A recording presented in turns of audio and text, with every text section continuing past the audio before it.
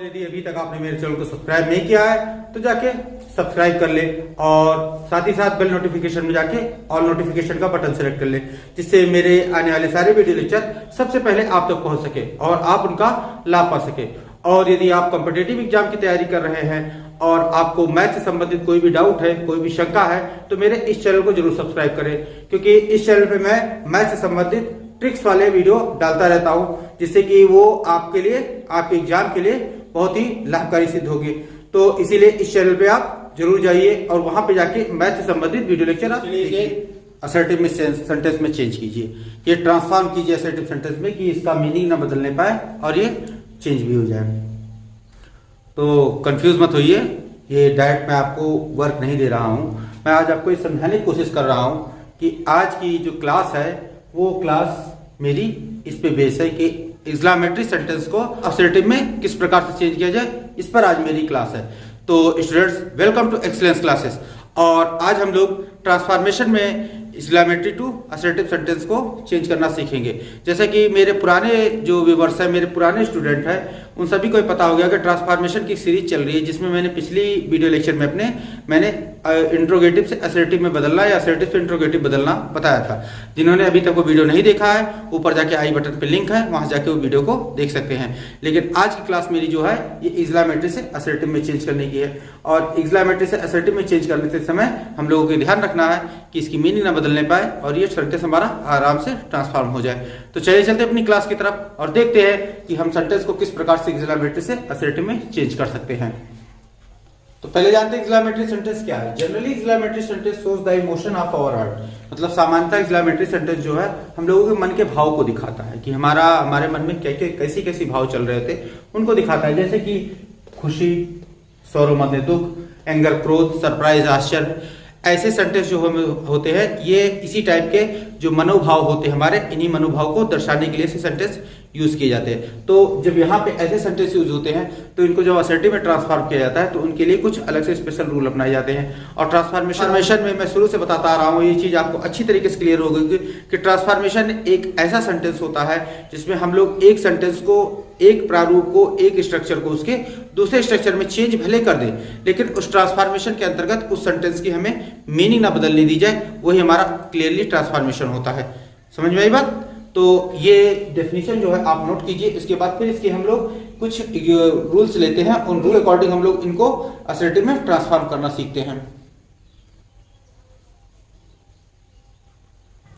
तो पहले नियम अनुसार ये होता है कि यदि एक्सक्लेमेटरी सेंटेंस व्हाट या हाउ से आरंभ हो रहे हैं, एक्सक्लेमेटरी सेंटेंस को व्हाट या हाउ से आरंभ हो रहा है, तो उसके जो ट्रांसफॉर्म किया जाता है उसमें पहला पार्ट हमारे पास ये होता है कि exclamatory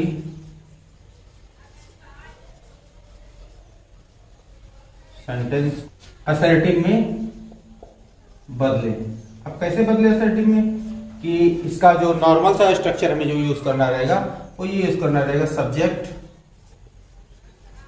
plus verb plus other word. ये एक्सक्लेमेटरी सेंटेंस के जो असर्टिव में चेंज होता है, असर्टिव में नॉर्मल सा ये जो स्ट्रक्चर होता है, ये नॉर्मल स्ट्रक्चर हमारे पास होता है। अब परिवर्तन में कहना था कि व्हाट या हाउ के बाद एडवर्ब या एडजेक्टिव का यूज हो रहा है।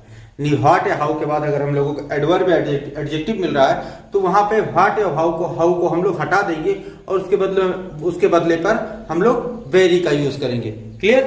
अब फिर तो अगले नियम अनुसार ये होता है कि यदि व्हाट या हाउ के बाद किसी नाउन का प्रयोग हो, यानी दूसरे में क्या था, व्हाट या हाउ के बाद किसी एडजेक्टिव एडवर्ब का यूज हो, तो हम लोग व्हाट या हाउ को हटाकर वेरी का यूज कर लेते हैं। क्लियर? लेकिन यहाँ पे यदि व्हाट या हाउ के बाद नाउन का यूज है तो व्हाट या हाउ को हटाकर उसकी जगह great, fine, lovely, wonderful, strange, peculiar, terrible या और भी ऐसे जो सुटेबल एडजेक्टिव हो उनके सेंटेंस के अर्थ के अनुसार यूज किया जाता है। क्लियर?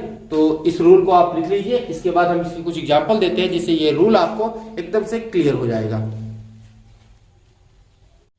तो स्टूडेंट्स, ये कुछ एग्जांपल हैं जिनको मैंने अभी पिछली स्लाइड में जो रूल लिखा है उससे संबंधित एग्जांपल है। जैसे what a pretty flower it is. अब यहाँ पे व्हाट के बाद ये एडजेक्टिव आया है, तो यहाँ पे व्हाट को हम लोगों ने वेरी में चेंज कर लिया कि it is very pretty flower. अब यहाँ पे देखिए what a fool you are. Fool जो है एक नाउन है, तो यहाँ पे हमने क्या किया, यू आर ग्रेटफुल, जो बताया था कि हमारे जो व्हाट के बाद नाउन आ जाता है तो उसे ग्रेट, स्ट्रेंज इस सब वर्ड्स में चेंज कर लिया जाता है। तो यहाँ पे फुल को हम लोगों ने सब्जेक्ट के अर्थ के अनुसार ग्रेट में चेंज कर लिया। क्लियर? जैसे हाउ ओल्ड आर यू, तो हाउ के बाद हमें एडवर्ब मिल रहा है, तो यहाँ पे मिल गया you are very old. How को हम लोगों ने वेरी में चेंज कर लिया। इसी के साथ साथ यहाँ पे how beautiful a girl she is, तो ब्यूटीफुल यहाँ एडजेक्टिव मिल रहा है, तो यहाँ पे हो जाएगा she is very beautiful girl. Clear? तो उम्मीद है कि ये जो एग्जाम्पल में आप लिखे हैं इसकी सहायता से जो पिछली स्लाइड में मैंने रूल लिखाए थे वो रूल आपको क्लियर हो गए होंगे। तो चलिए इन एग्जाम्पल्स को नोट कर लीजिए, फिर आगे की रूल की तरफ हम लोग आगे बढ़ते हैं। तो अगले नियम अनुसार होता है कि एक्सक्लेमेटरी सेंटेंस में सब्जेक्ट और वर्ब ये दोनों चीज आपको नहीं दिखाई दे रही है, तो सेंटेंस के अर्थ के मुताबिक आप लोग एक सब्जेक्ट और एक वर्ब अपने अकॉर्डिंग यूज कर सकते हैं, जिससे सेंटेंस का जो अर्थ है वो एकदम से क्लियरली स्पष्ट हो जाए। जैसे कि व्हाट ए बिग हाउस, तो यहाँ पे हो जाएगा it is very big house. फिर हाउ नाइस, तो इट इज वेरी नाइस। या फिर हाउ फनी, तो इट इज वेरी फनी। तो इस टाइप से अगर आपको सब्जेक्ट और वर्ब दोनों ही सेंटेंस में नहीं दिखाई दे रहे एक्सक्लेमेटरी सेंटेंस में, तो जब भी उसे असर्टिव में बनाएंगे तो अपने अकॉर्डिंग एक सब्जेक्ट और एक वर्ब आप वहां पे यूज कर देंगे, जिससे कि सेंटेंस की जो मीनिंग है वो एकदम से क्लियर हो जाए, एकदम स्पष्ट हो जाए। जैसे एक और एग्जांपल ले लेते हैं हम लोग कि what am I, what am I, तो यहां पे इसका जब हम लोग असर्टिव बनाएंगे तो यहां पे ये बनाएंगे कि मैंने, यहां लिखाएंगे ही, इसके अकॉर्डिंग हम लोगों ने ही एक सब्जेक्ट ले लिया और ही के बाद लगा देंगे कि व्हाट ए मैन। अर्थ क्या निकल रहा है कि कैसा आदमी है, तो मतलब वो एक अजीब आदमी है। तो यहां पे हो जाएगा he is a strange man. Clear? अब यहां पे देखिए व्हाट के बाद ये जो नाउन आया है उसी के अकॉर्डिंग हम लोगों ने यहाँ पे स्ट्रेंज का यूज किया है। हाउ के बाद यहाँ पे फनी आया है, अर्थात यहाँ पे एडजेक्टिव आया है, तो वेरी का यूज कर दिया है। क्लियर? तो इसमें जो मैंने पहले रूल में आपको नियम लिखाए थे तो वो यहाँ पे यूज किए गए हैं। क्लियर? तो चलिए इसे नोट कर लीजिए, फिर हम लोग अगले रूल की तरफ आगे बढ़ते हैं।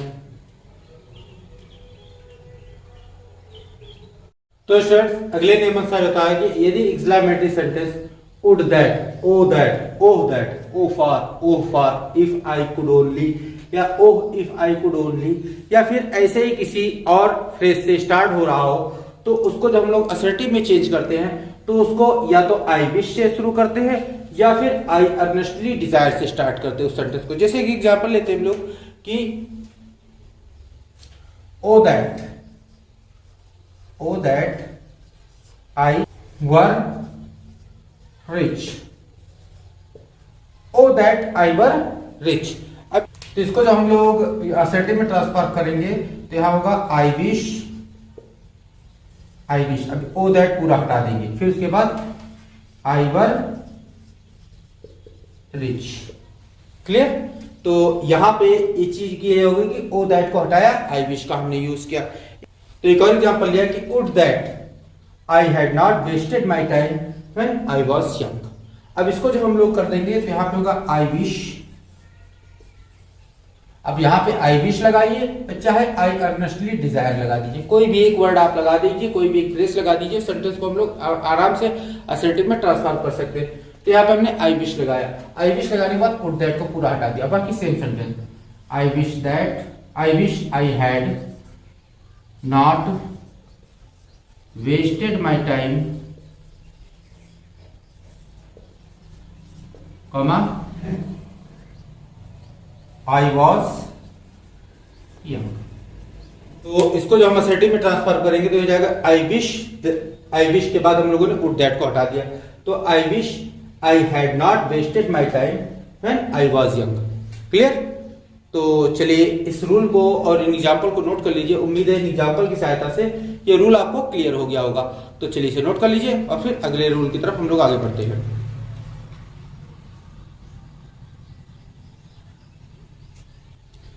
तो स्टूडेंट्स यदि वीडियो समझ में आ रहा हो, रूल समझ में आ रहे हो, रूल्स को आप आसानी समझ पा रहे हो, तो वीडियो को लाइक करते रहिए, क्योंकि यदि आप लाइक करते रहते हैं तो मेरी भी इंस्पिरेशन बनी रहती है कि आप लोग वीडियो में ज़्यादा से ज़्यादा पार्टिसिपेट कर रहे हैं। तो चलिए चलते हैं अपने अगले रूल की तरफ और देखते हैं कि हमारे पास अगला रूल निकल कर क्या आता है। तो अगले नियम अनुसार ये होता है कि यदि एक्सक्लेमेटरी सेंटेंस इन्फिनेटिव से स्टार्ट है, इन्फिनेटिव मतलब टू लगा के वर्ब की फर्स्ट फॉर्म से स्टार्ट है, इन्फिनेटिव वर्ब से स्टार्ट है, तो उसको जो हम लोग असर्टिव में ट्रांसफॉर्म करेंगे तो इट इज स्ट्रेंज दैट का प्रयोग करेंगे। सबसे पहले हम लोग इट इज स्ट्रेंज दैट का प्रयोग करेंगे, उसके बाद सब्जेक्ट लगाएंगे और सब्जेक्ट के बाद हम लोग शुड का प्रयोग करेंगे। जैसे कि यहाँ पे एक एग्जांपल लिया, to think of her winning a prize. इसको जब हम लोग असर्टिव में ट्रांसफॉर्म करेंगे तो यहाँ पे पहले हम लोग इसको स्टार्ट करेंगे, इट इज स्ट्रेंज दैट। अब यहाँ पे सब्जेक्ट का यूज करें, सब्जेक्ट क्या है यहाँ पे, हर है, तो हर का ये हर ऑब्जेक्टिव केस में, तो इसको नॉमिनेटिव केस में करेंगे तो शी आ जाएगा, शी शुड, और उसके बाद win a prize, win a prize. Clear. एक और एग्जांपल ले लेते हैं कि जैसे हमने ले लिया to think of your, to think of your forgetting, to think of your forgetting your own name. यहां पे मैंने दूसरा एग्जांपल ले लिया कि to think of your forgetting your own name. तो यहां पे हम लोग किसे यूज करेंगे कि ऐसे यूज करेंगे कि it is strange that you. Clear, क्योंकि योर है यहां पे ऑब्जेक्टिव केस में, तो यहां पे हम लोग यू का यूज करेंगे और यू के बाद हम लोग लगाएंगे शुड, यू शुड। अब फॉरगेटिंग को हम लोग फॉरगेट कर लेंगे खाली, यहां पे forget your own name. Clear. तो यहां पे अगर इन्फिनेटिव से स्टार्ट होता है तो इन्फिनेटिव को जब भी हम असर्टिव में चेंज करेंगे तो इट इज स्ट्रेंज दैट से स्टार्ट करेंगे और उसके बाद सब्जेक्ट लगाएंगे, सब्जेक्ट के बाद हम लोग शुड का प्रयोग करेंगे। क्लियर। तो उम्मीद है कि इन एग्जांपल्स की सहायता से आपको ये रूल आपको समझ में आ गया होगा। तो चलिए इसे नोट कर लीजिए और फिर हम लोग अगले रूल की तरफ आगे बढ़ते हैं। तो अगले नियम अनुसार होता है कि यदि एक्सक्लेमेटरी सेंटेंस के दो पार्ट हों, यानी कोई भी एक्सक्लेमेटरी सेंटेंस ऐसा मिल जाए जिसमें उसके दो पार्ट हों और दोनों पार्ट उसके एंड से जोड़े गए हों, दो पार्ट उसके सेंटेंस के एंड से जुड़े हों, तो उसको जब भी हम असर्टिव में चेंज करेंगे तो सबसे पहले इट इज लगाएंगे और इट इज के बाद सेंटेंस के भाव के अनुसार, सेंटेंस में जो अर्थ निकल रहा उस अर्थ के अनुसार हम लोग चाहे स्ट्रेंज, चाहे एस्टोनिशिंग, चाहे शॉकिंग, चाहे मीन, इसमें से कोई एक एडजेक्टिव यूज कर लेंगे। तो वहां पे उस एडजेक्टिव को यूज कर लिया, उसके बाद फिर हम लोग दैट का यूज करेंगे और दैट के बाद हम लोग सब्जेक्ट का यूज करेंगे और सब्जेक्ट के बाद शुड लगाएंगे और शुड के बाद बाकी सारे वर्ड्स को, सेंटेंस को वैसे का वैसा ही लिख देंगे। जैसे एग्जांपल ले लिया हमने, a sentence and afraid of ghost, अर्थात असेंट एंड, ये दो वर्ड है साथ एंड से जुड़े हुए हैं। तो यहाँ पे हमने लगाया इट इज स्ट्रेंज। ये बहुत अजीब है, ये बहुत अजीब है। क्यों अजीब है? क्योंकि एक संत भूतों से डरता है, तो ये बहुत अजीब है कि एक संत a saint should be afraid of ghost. यहाँ पे देखिए कि इट इज स्ट्रेंज का यूज किया, फिर दैट लगाया, फिर सब्जेक्ट लगाया असेंट, फिर शुड बी, फिर अफ्रेड ऑफ घोस्ट। ये पूरा का पूरा हम लोग वैसे ही उतार लिया। फिर एक और एग्जांपल लेके इसको और क्लियर दे रहा है आप सबके लिए। एक एग्जांपल हमने और ले लिया कि an electrician and afraid of sparks. चलिए इसे अपने अमन से करने की कोशिश कीजिए, जरूर कर लेंगे आप लोग, ट्राई तो कीजिए एक बार कि इसका होगा इट इज स्ट्रेंज, ये बहुत अजीब है, दैट एन इलेक्ट्रिशियन, फिर should be afraid of sparks. Clear. उम्मीद है कि इन एग्जांपल्स की सहायता से ये रूल आपको समझ में आ गया होगा। तो चलिए इसे नोट कर लीजिए, फिर हम लोग अगले रूल की तरफ आगे बढ़ते हैं।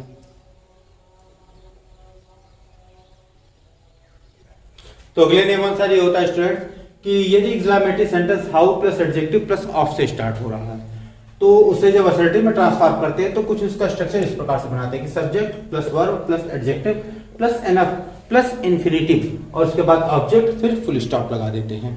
तो यहाँ पे एग्जांपल हमने लिया कि how stupid of her to do that work. अब इसको जब हम लोग इंग्लिश असर्टिव में ट्रांसफॉर्म करेंगे तो इस प्रकार से करेंगे कि ये नॉमिनेटिव केस ऑब्जेक्टिव केस में है तो इसको नॉमिनेटिव बनाते हैं। तो नॉमिनेटिव बनाने के लिए सबसे पहले इसी को हम रखते हैं शी लगाया, उसके बाद वर्ब लगाया। वर्ब क्या है इसमें? वर्ब इसमें how stupid of her to do that work. तो यहाँ पे वर्ब हम इसके अर्थ के अनुसार लगाते हैं वाज, शी वाज। अब फिर एडजेक्टिव लगाएंगे। एडजेक्टिव क्या यूज करेंगे हम लोग?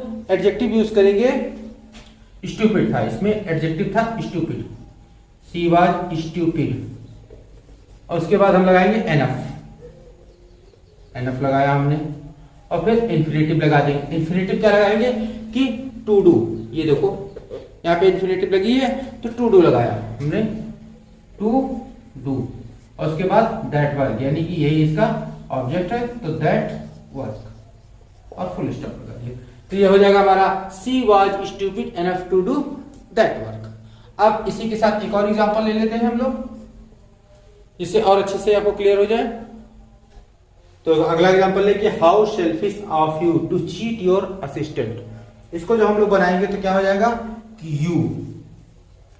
अब यू के बाद हम लोग इसमें अपने अकॉर्डिंग क्या डालेंगे कि जो वर्ब है वो वर्ब यहाँ पे वर डाल देंगे हम लोग, तो यू वर। अब फिर एडजेक्टिव यूज करेंगे तो सेल्फिश लगाएंगे, सेल्फिश।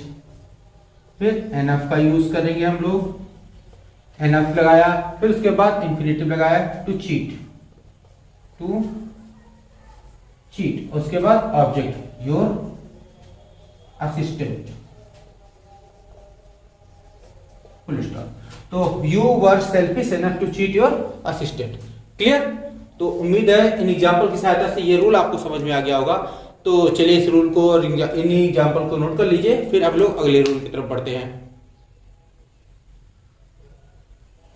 तो अगले नियम अनुसार रहता है कि यदि एक्सक्लेमेटरी सेंटेंस अलास से स्टार्ट है तो हम लोग अलास को हटाते हैं और उसकी जगह पे हम लोग इट इज एक्सट्रीमली सैड का प्रयोग करते हैं। इसी प्रकार से यदि एक्सक्लेमेटरी सेंटेंस ब्रावो से स्टार्ट है, ब्रावो से स्टार्ट है, तो असर्टिव सेंटेंस में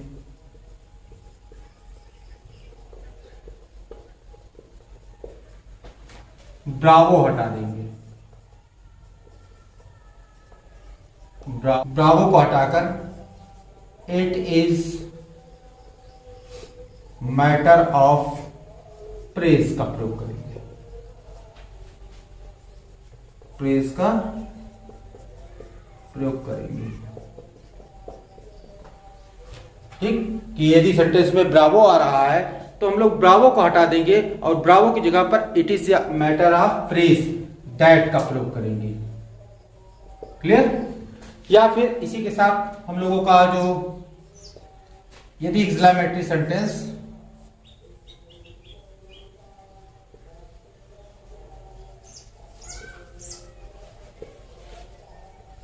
यदि एक्सक्लेमेटरी सेंटेंस हुर्रा या फाई फाई, यानी कि ऐसे हुर्रा से स्टार्ट है या फाई फाई से स्टार्ट है, तो असर्टिव सेंटेंस में इन वर्ड्स को हटा दिया जाता है, हुर्रा या फाई फाई को हटा दिया जाता है। तो हुर्रा की जगह पे हम लोग it is matter of Joy का प्रयोग करेंगे और फाई फाई के स्थान पे हम लोग it is matter of shame या कंटेम्प्ट का यूज करेंगे और इनके बाद हम लोग दैट का प्रयोग कर देंगे। क्लियर? तो इन रूल्स को लिख लीजिए, उसके बाद इनसे संबंधित कुछ एग्जांपल्स मैं लिखा दे रहा हूं आपको, जिससे रूल आपको एकदम से क्लियर हो जाएंगे। तो स्टूडेंट्स यहाँ पे कुछ एग्जांपल्स मैंने लिख दिए हैं जो कि उन रूल से संबंधित थे जो मैंने पिछली स्लाइड में लिखा है। जैसे पहले मैंने लिखा था अलास अगर लिखा हो तो यहाँ पे लिखा जाएगा it is extremely sad that, जैसे अलास ही इज रूइंड तो it is extremely sad that he is ruined. फिर उसके बाद मैंने कहा था अगर ब्रावो हो तो ब्रावो की जगह it is matter of praise लिखा जाएगा, जैसे यहाँ पे लिखा bravo they have done well तो it is matter of praise that they have done well. Clear? फिर हमें आ गया हुर्रा पे आ गए तो hurrah we won the match तो it is matter of joy that we won the match. Clear? फिर यहाँ पे आ गया fie fie he has cheated his friend तो यहाँ पे हो जाएगा it is matter of shame या कंटेम्प्ट, यही मैंने लिखा था कि मैटर ऑफ शेम या कंटेम्प्ट लिखाएंगे। उसके बाद that he has cheated his friend clear? तो उम्मीद है कि इन एग्जांपल्स की सहायता से आपको वो रूल समझ में आ गए होंगे। तो चलिए इसे नोट कर लीजिए।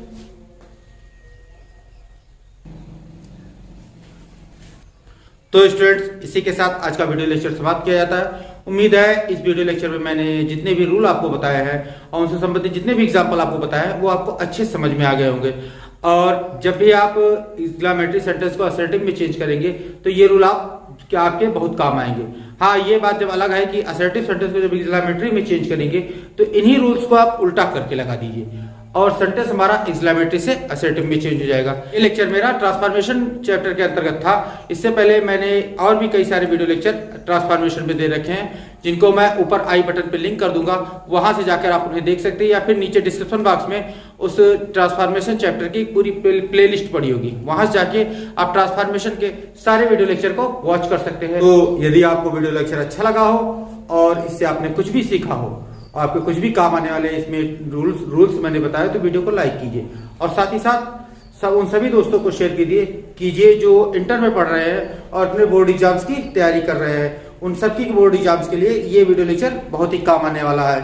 और यदि अभी तक आपने मेरे चैनल को सब्सक्राइब नहीं किया है तो जाके सब्सक्राइब कर ले और साथ ही साथ बेल नोटिफिकेशन में जाके ऑल नोटिफिकेशन का बटन सेलेक्ट कर ले, जिससे मेरे आने वाले सारे वीडियो लेक्चर सबसे पहले आप तक पहुंच सके और आप उनका लाभ पा सके।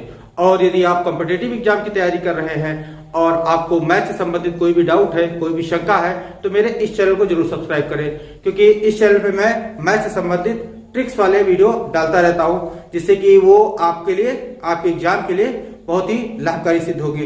तो इसीलिए इस चैनल पे आप जरूर जाइए और वहां पे जाके मैथ से संबंधित वीडियो लेक्चर आप देखिए। तो मिलते हैं नेक्स्ट वीडियो लेक्चर में। तब तक आप लोग इस वीडियो लेक्चर में दिए गए जो रूल्स है, उनके साथ जो एग्जांपल्स है, उनको पढ़िए, तैयार कीजिए। और till then stay tuned with our channel, keep watching, keep learning, take care, thank you and bye.